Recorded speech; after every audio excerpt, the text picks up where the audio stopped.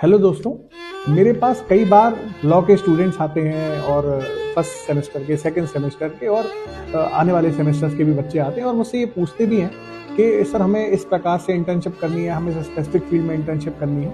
तो जो प्रथम सेमेस्टर के या द्वितीय सेमेस्टर के बच्चे होते हैं उनसे मेरा ये कहना है कि अभी आपने उतना उस स्पेसिफिक फील्ड को एक्सप्लोर नहीं किया होगा, क्योंकि आपको जनरल लॉज या जनरल स्टडीज के बारे में बताया जा रहा होगा।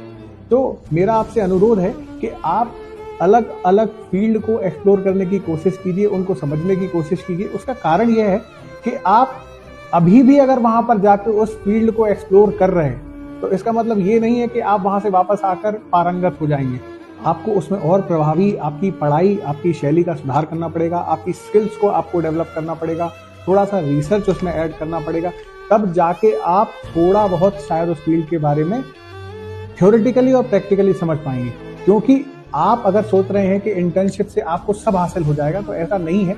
इंटर्नशिप्स अमूमन इसलिए की जाती हैं ताकि आप उस एनवायरनमेंट को समझ सकें, उसकी वाइब को समझ सकें, ना कि हमको उस बारे में, उसके संबंध में, उस विषय में आपको पूर्ण रूप से ज्ञान हो चुका है।